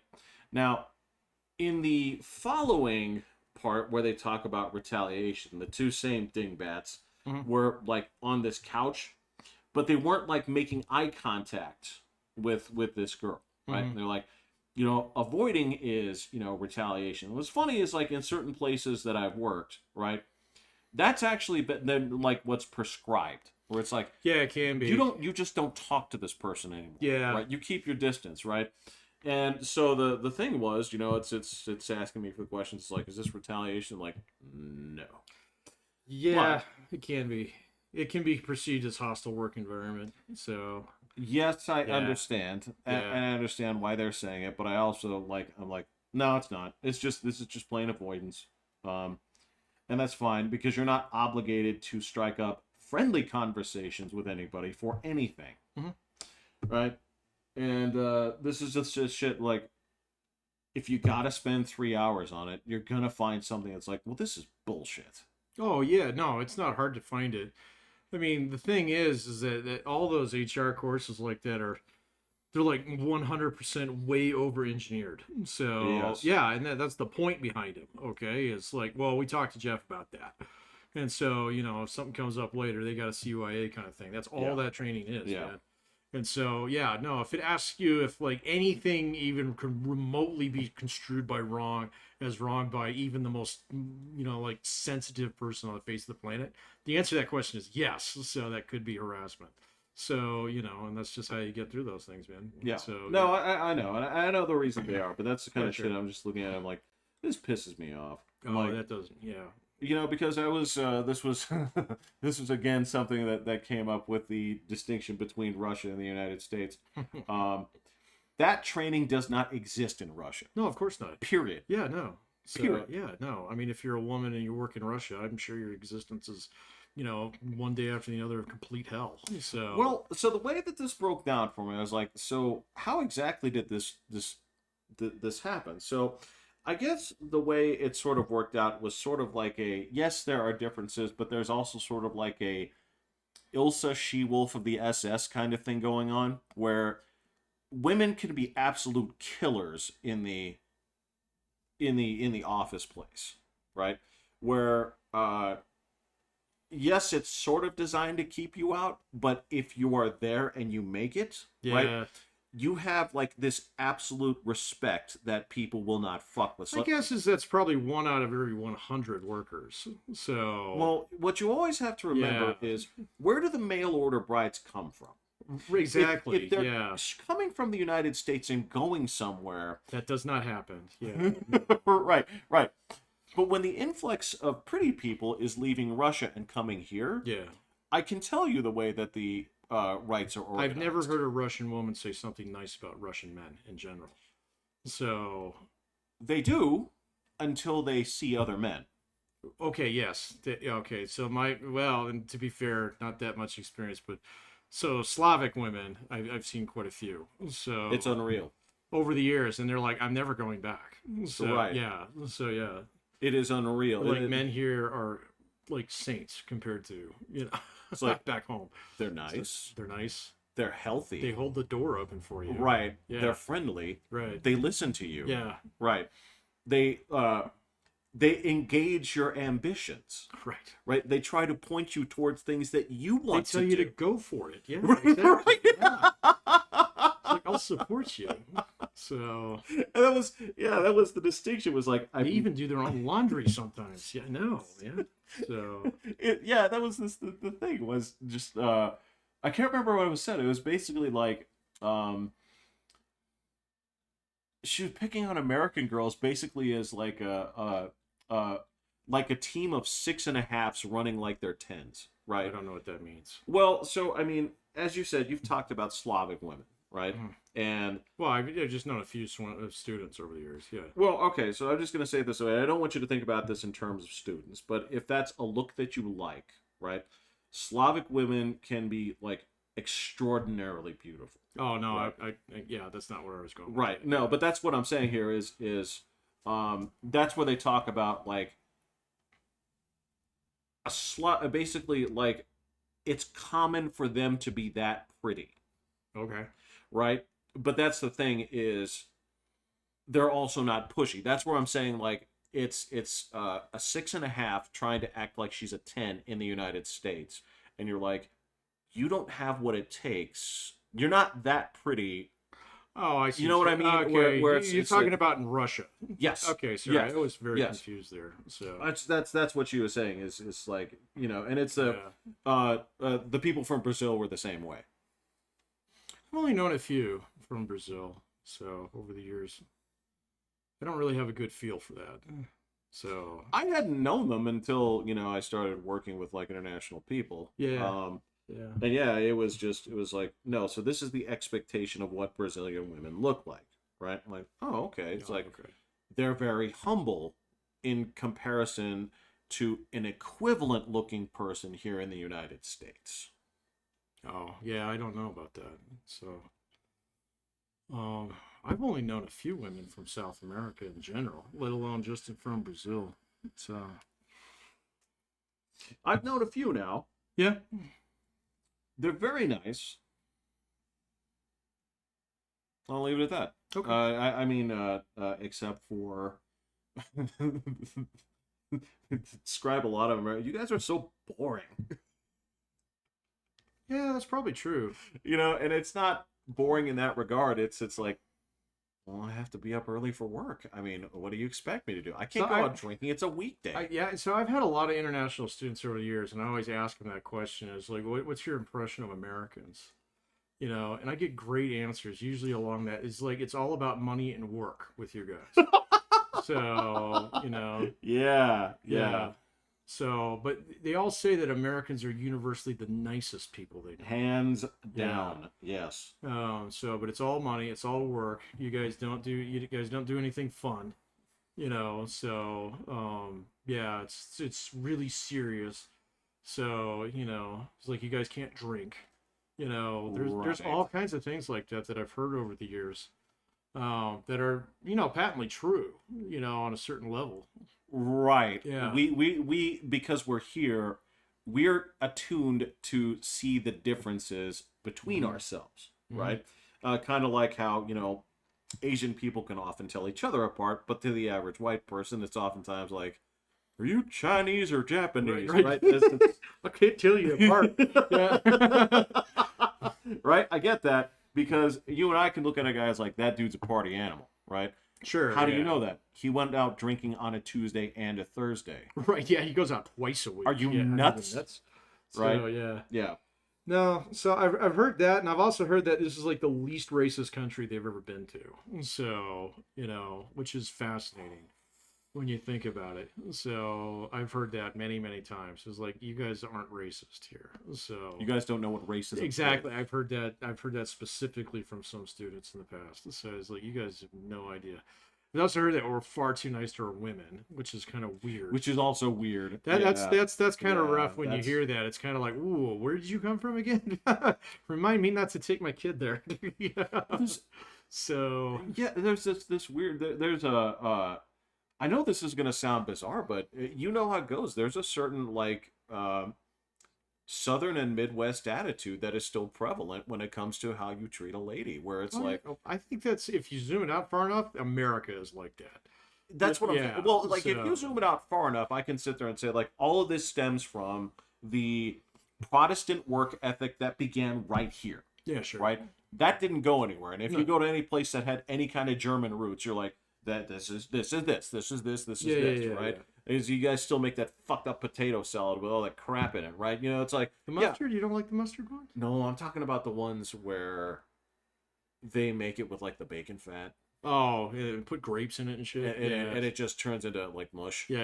Right. Okay, I know what you're talking about. But don't go crazy with the mustard, but it's fine. But yeah, you can trace it to certain things that yes, it all starts from here, right? But yeah, there's this thing where it's like yes, we recognize that women are different, which also means that okay,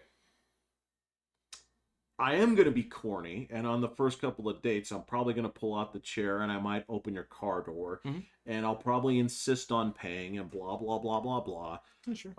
And it's just that I think there's a lot of people from coast to coast that will do that, and it's Oh, they're just fine. their Yeah, no. mentality. Yeah. Yeah. Same thing goes with like, well, yeah, I'm gonna hold the door for her, right? Or Well, she tells you you don't need to do that, then it's fine. that's fine. Yeah, that's right. No, of course. But I'm going to do that for a because that does stranger. embarrass some people. Some people do get embarrassed by that. Sure, Yeah. sure. But I mean, I'm also going to do that for a stranger, or Oh yeah, sure. I do at the gas station all the time. So yeah. at the gas station, or like the other thing, like if I'm walking by, like you have forsworn live grocery shopping. You have it all done for you. But like Sounds so posh. Next time I'm gonna have some guy cook it for me. But no, like if I'm on the way back, like if I'm bringing my cart back to the thing, right, and I see somebody else's is out, I'll just be like, hey, you mind? Yeah.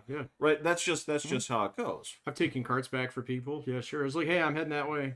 Yeah. Sure. Yeah. So, And what's weird is I've had just as many people do that. oh shit. yeah, absolutely. Right. So Shit, man. Like in this country, man, I have like every single time I've blown a tire, someone has pulled up behind me, said you need some help. So every single time. So even the last time I blew it on I-25 in Denver.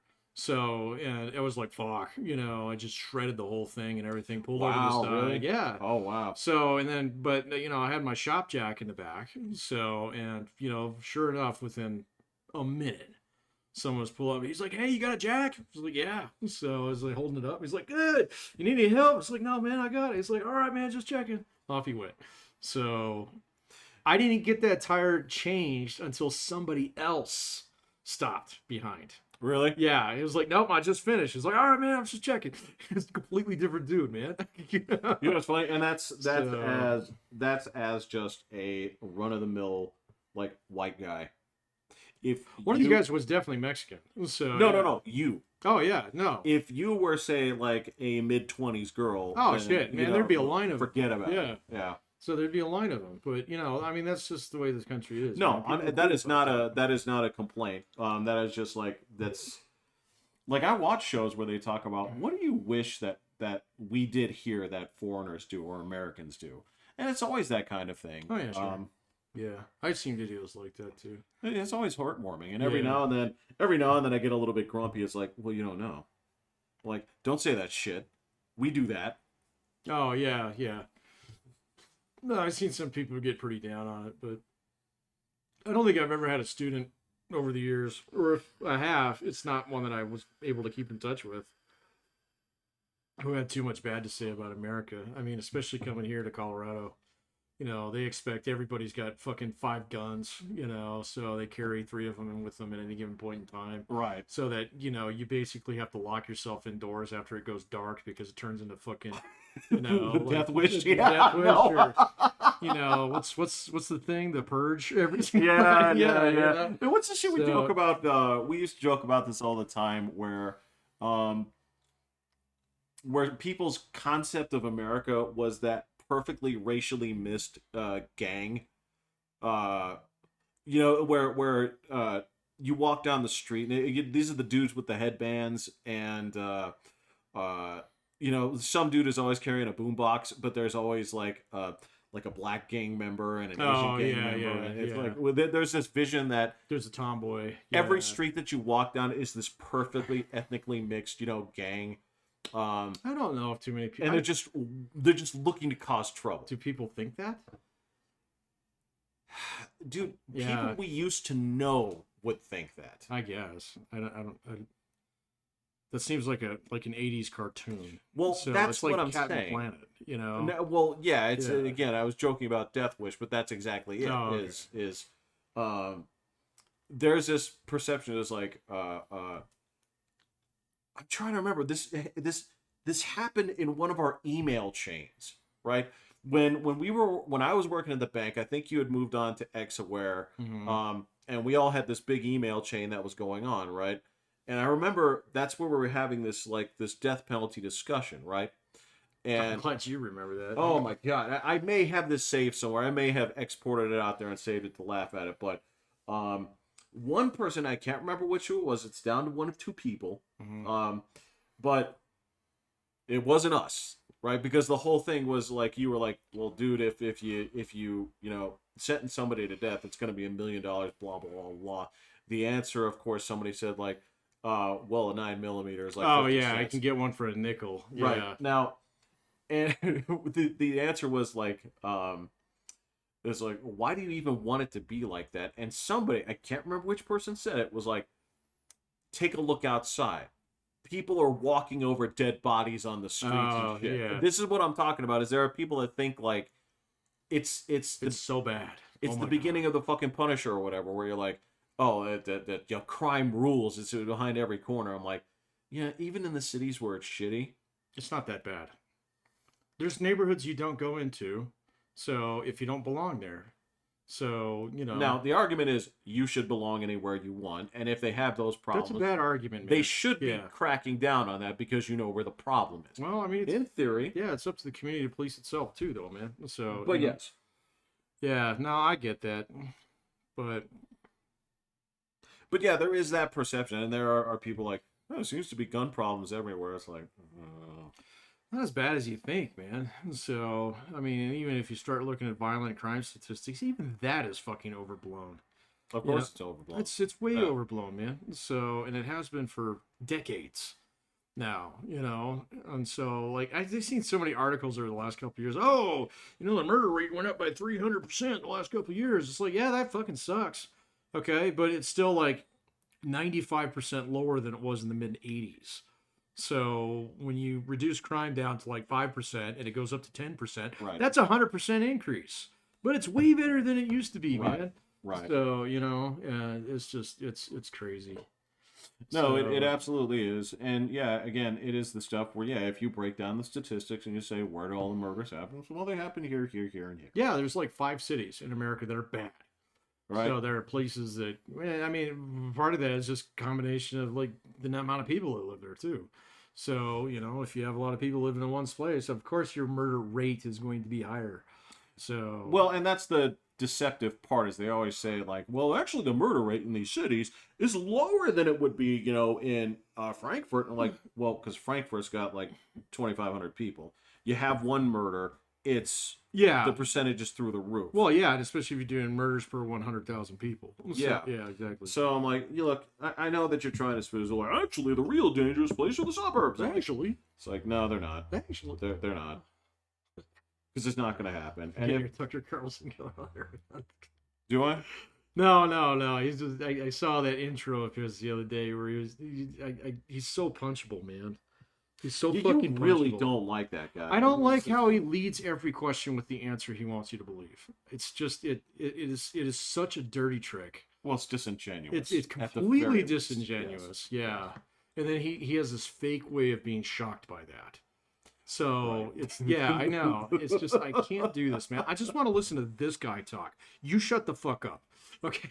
Oh, you mean the former president? the former president, so who won the election the other day. That's what I was talking about. That man. that's what you were saying. That Okay. fucking That picture photo? won the election, Yeah, man. yeah. So I haven't seen an iconic photo like that. I was trying to think of like the last really iconic photo that kind of defined. That thing is as iconic as the Che Guevara shirt. It's gonna be, Yeah. and everybody knows it too. And so you've seen MSNBC and all these guys trying to scrub it off their sites. It was all over the place for one day, except for like in the next day you couldn't find it, or it was buried with like all of them. It was. With boy. well, no. I mean, just on my newsfeed. Oh, So, yeah. yeah. So I mean, you could find it on all the local news. So, but yeah, it was. As soon as I saw it, I was like, oh shit, it's done. No, it It's has done. eclipsed the red, white, and blue hope and change Obama. That picture thing's at this long point. gone. I was actually thinking of like newsworthy photos. Last one I remember like that really kind of defined what was going on was that kid that they pulled out of the ocean in Greece. So you remember that dead kid? So did you ever see that? That was like 7 years ago. Say, like, if this is something recent, I'm not seeing it. Yeah. And then I was trying to think of other ones that had happened like this century, and it's like George W. Bush standing on top of the wreckage with the megaphone. So Well, yeah, and that's the same thing. Like, if you're talking just like brief video footage, I mean, that's the same thing where he's getting the whisper in his ear while he's reading the book. Well, that's just as good as a photo as it Yeah. is that one. But, Yeah. then there's like maybe a couple others here or there. But, I mean, I'm thinking back to like firefighters at, fucking Waco, not Waco, but Oklahoma City. Oh, right. right. Or I did not have sex with that woman. Yeah. There's like every now and then, there's just something that happens where it's like, oh, that's where we're going now. Got it. No, it's just really clear. I got you. I mean, you could also use that same like that muralized picture they did of George Floyd a million times over in the city. Yeah, that's a good one. So yeah, but I mean, there's not like a specific one. Maybe with Derek Chauvin and actually looking at the camera. Right. Maybe right. that one, but Yeah. even that one, I don't think it's nearly as powerful as the mugshot. Dude, is, frankly, so. that one's more known because people have gotten so much mileage memeing that They thing. have, yeah, they have. It's God, this is like on par with Jimmy Swaggart's "I Have Sinned," from back in the '80s. It just sounds like you don't even remember that, but I mean, it's like he's crying on there. So I had no idea how this was going to look, and of course he made that face because I'm thinking he's just going to be like grinning like an idiot. I thought he was too, man. And of course he comes out there, and the first thing that comes out 2 seconds is caption this, and mine's like, I'm a grown man. I'll eat Lunchables if I want to, right? I'll eat Fruit Loops. That's pretty good. So I didn't even see it for a day, and so yeah, as soon as I saw it the next day, I was like, oh shit. So there we go, it's done. So I mean, because like there's still always going to be a piece of me, and I don't think the photo did anything to do that. He's a man baby, so, and he always will be a man baby. But in that picture, he started to shake that a little bit because now he looks just like determined. So right. Yeah. It's funny. Yeah, it's going back to that coworker again, where it's like this dude has been goofing off and goofing off and goofing off, but every now and then, right, when push comes to shove, and it's like the chips are way down and the shit needs to get done. You see a side of this person, that you didn't see before. Yeah. You moved how much luggage? Yeah. So I don't know, man. Yeah, that was pretty iconic. And so I did, and I went and watched a little bit of the Twitter thing, and I just couldn't get the Tucker. I just can't watch it, man. So it's okay not to like him. It's fine. I cannot get through it. And then he had another one like that's been popping up on some of my feeds. about Ukraine like yesterday or the day before. Oh my God, the crashed plane. Yeah. I think this was before then. So. Oh no, this is the one that's on my mind now. Is Oh, the crash plane. Oh yeah. So is it poisoning by SAM missile? Yeah.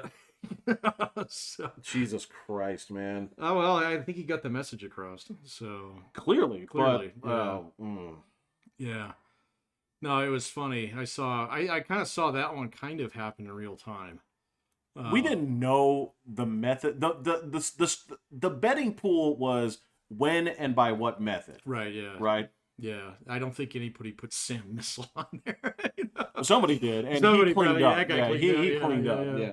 Yeah. Yeah, it was funny. I was gonna ask my brother about that, but I'm not going to because he won't tell me. But the U.S. government knows exactly what happened to him. So because we have satellites that are sensitive enough to pick up like large caliber gunshots. So Wow. yeah. Okay. Yeah. And so they're going to somebody already knows, and that person is not in Russia. And so when they come out like within 5 minutes to say, okay, so we detected a missile, and then scrub that immediately. It's kind of like, all right, somebody posted something on Discord somewhere that we're supposed Yeah. to. Yeah. So you're saying, you know. but they, if we had the satellites now, right? Mm-hmm. We would have easily seen that big like German railway gun going off, right? Oh, the one that like the first thing that actually left orbit, yeah. So yeah, we would have seen that, yeah. We would have seen that thing. So, but yeah, no, I mean, as soon as I saw that story, I was like, wow, that was 2 weeks. Wow, nice. So yeah. That was so weird. He was just letting that dude kind of cruise around Russia, show up at summits, and then put up shit on Africa. I was like, you're gonna die. And you missed your shot, man. You can't go after the emperor unless you're gonna go at him full blast. That's what's the phrase? If you come at the king, If you come, yeah, that's right. If you you come best at the not king, miss. yeah, you better not miss. That's right. Yeah, Yeah, you best not miss, if you come at the king, you better not miss. Yeah. So There you go. There you All right. go, Well, man. and there you go. That's that photo as well. Yeah. That's that the exact. Oh yeah. Oh, that's actually good. Yeah. Yeah. If you come after the king, you better not miss.